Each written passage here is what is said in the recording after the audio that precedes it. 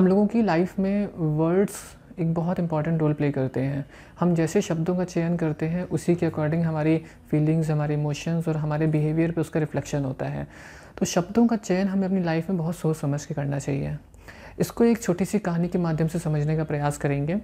एक बार एक बहुत ही छोटा चीते का बच्चा वो शिकार के लिए निकलता है और चूँकि बिल्कुल उसने अभी नया-नया शिकार करना सीखा था, तो जब वो जा रहा था तो उसको रास्ते में एक लकड़बग्घा मिलता है और वो उससे बोलता है, पूछता है कि कहाँ जा रहे हो?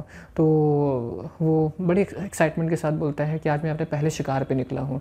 तो जो लकड़बग्घा होता है वो वहाँ उसको रिस्पॉन्स करता है कि अरे तुम अभी इतने छोटे हो, तुम अभी यंग हो, तुमने तो अभी-अभी सीखा है शिकार करना, तुम इतनी अच्छे से कहाँ शिकार कर पाओगे और तुमसे नहीं होगा।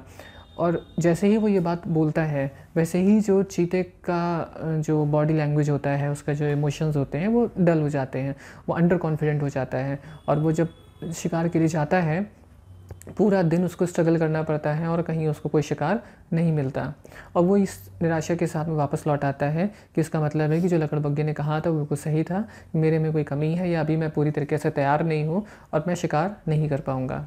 दूसरे दिन फिर वो जैसे-तैसे उसके जो माँ-बाप होते हैं वो उसको सिखाते हैं और उसको फिर से मोटिवेट करके उसको भेजते हैं कि नहीं तुम जाओ, आज का दिन हो सकता है जैसा कल हुआ वैसा ना हो।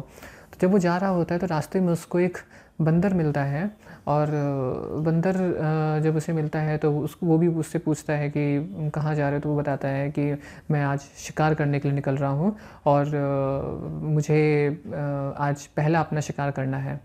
तो बंदर उससे बोलता है कि तुम्हारी बॉडी लैंग्वेज से और तुम्हारे हाव-भाव से लग रहा है कि तुम बहुत तैयारी करके आए हो और तुम्हारे अंदर एक अलग सा कॉन्फिडेंस दिख रहा है, तुम्हारी बॉडी लैंग्वेज बहुत पॉजिटिव है, तो मैं आज बिल्कुल तुम्हें शिकार जो तुम करने चाह रहे हो, तुम्हें उसमें पूरी सफलता मिलेगी, जाओ। तो जब वो ये सुनता है तो उसका एक्साइटमेंट लेवल और बढ़ जाता है, उसके अंदर एनर्जी लेवल और बढ़ जाता है और जैसे ही वो शिकार करने चाहता है तो उसको एक हिरण का बच्चा वहाँ पे मिलता है और उसका वो शिकार करता है। तो कहने का तात्पर्य ये है कि जब भी हम किसी से कोई भी शब्द बोलते हैं तो हमें कुछ बातों का ध्यान रखना चाहिए कि हमारे जो वर्ड्स हैं वो इनकरेजिंग होने चाहिए। हम दूसरों को इनकरेज करें, हम दूसरों को मोटिवेट करें, हमें ऐसे शब्दों का चयन करना है, ना कि हमें दूसरों को डिमोरलाइज़ करने के लिए या उनको डाउनग्रेड करने के लिए हमें कोई शब्द बोलने चाहिए। इसका हमारे फीलिंग्स और इमोशंस पे सीधा इम्पैक्ट पड़ता है। दूसरा, हमें ऐसे लोगों से बिल्कुल दूर रहना चाहिए जो हमें किसी भी तरीके के नेगेटिव वर्ड्स असाइन करते हैं या हमारे ऊपर लेबलिंग करते हैं कि हम ये नहीं कर सकते, हम वो नहीं कर सकते, या हमारे अंदर नेगेटिव हॉबीज़ हैं या नेगेटिव हैबिट्स हैं।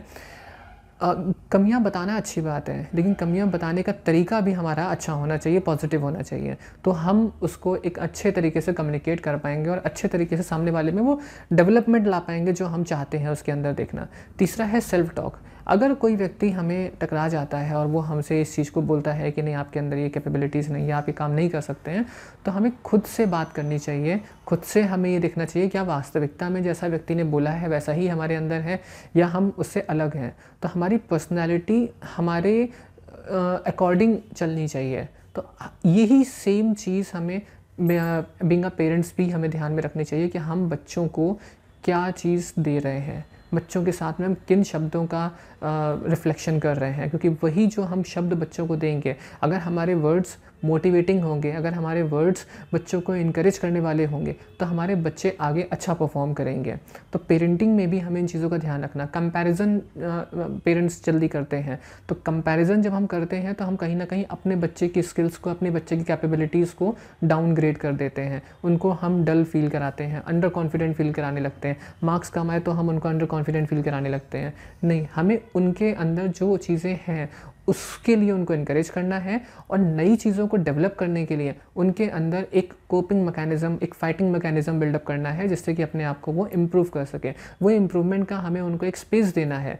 तो इसलिए जब भी आप किसी से कम्युनिकेट करते हैं तो अपने वर्ड्स को, अपनी वोकैबुलरी को अच्छे से अच्छे पॉजिटिव मैनर में, पॉजिटिव रीइंफोर्समेंट के साथ में उसको यूटिलाइज़ करें और फिर देखिए कैसे आप एक अच्छे कम्युनिकेटर बनते हैं, एक अच्छे स्पीकर बनते हैं और आपके जो रिलेशंस हैं, इंटरपर्सनल रिलेशंस हैं, वो कितने स्ट्रॉन्ग बनते हैं।